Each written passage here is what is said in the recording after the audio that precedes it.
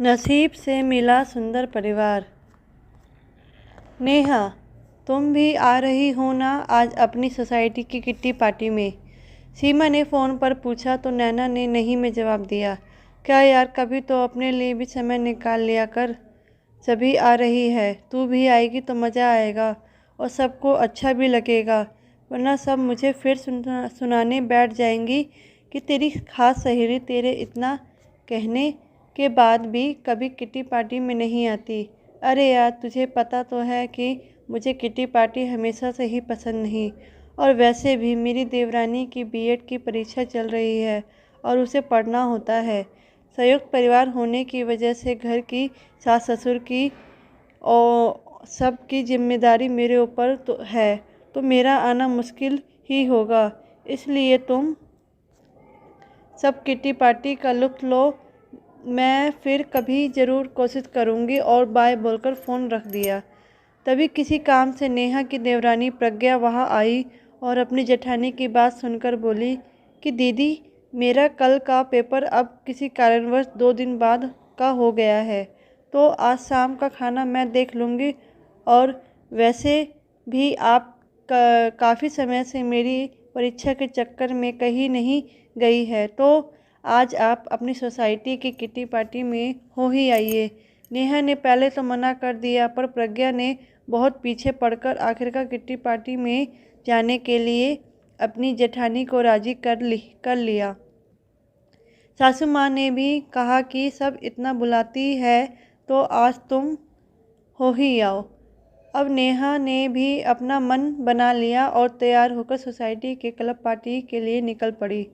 सोचा, आज सबको सरप्राइज़ दूंगी, और बिना सूचना के क्लब में घुस ही रही थी कि उसके कानों में कुछ आवाज़ें आई। बहन, पता है 10 जजों का परिवार एक साथ एक फ्लैट में कैसे रह लेते हैं? इतना अच्छे खाते पीते लोग हैं, रुपए पैसे की कोई कमी नहीं, फिर भी पता नहीं नेहा अलग घर क्यों नहीं रहती।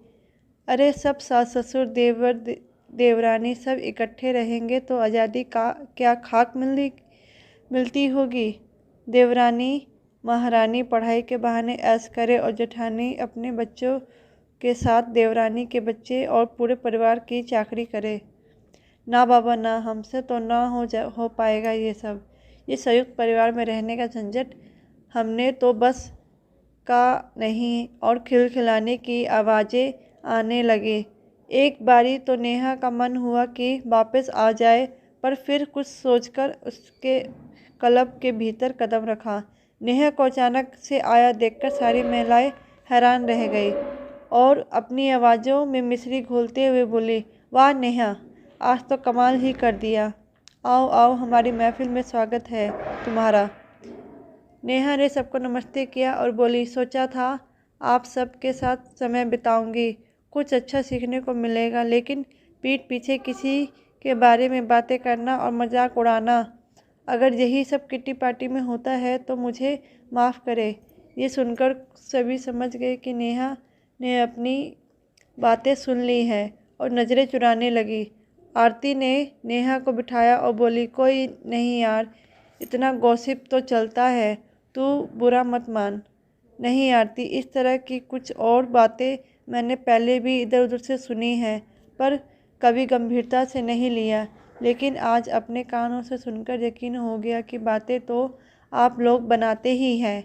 तो आज आप लोग मेरी बात भी सुनिए। संयुक्त परिवार में रहना एक बेहद सुखद अनुभूति है।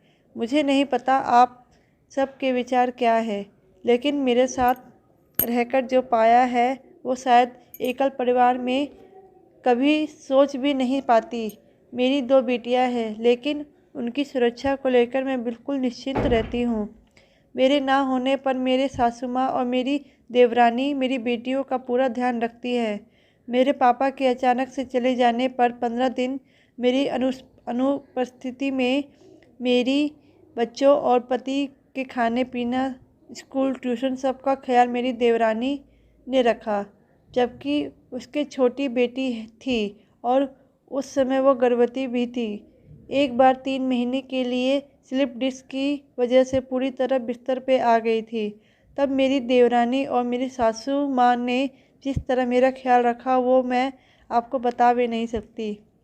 मेरी देवरानी ने मेरी इतनी सेवा की शायद कोई सगी बहन भी नहीं करती। मेरी दोनों बेटियों की पसंद का ख्याल मुझसे अधिक उसकी चाची को होता है और उसके दोनों छोटे बच्चे ताई ताई कह के पूरा दिन अपनी माँ से अधिक मुझ पर लाड लड़ाते हैं। अब जबकि उनकी परीक्षा है तो उसे घर की सभी जिम्मेदारी से मुक्त करके सिर्फ पढ़ने को मैंने ही बोला है।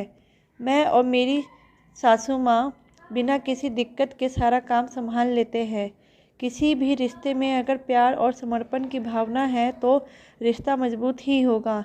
इसके लिए सही तालमेल होना बहुत ज़रूरी है।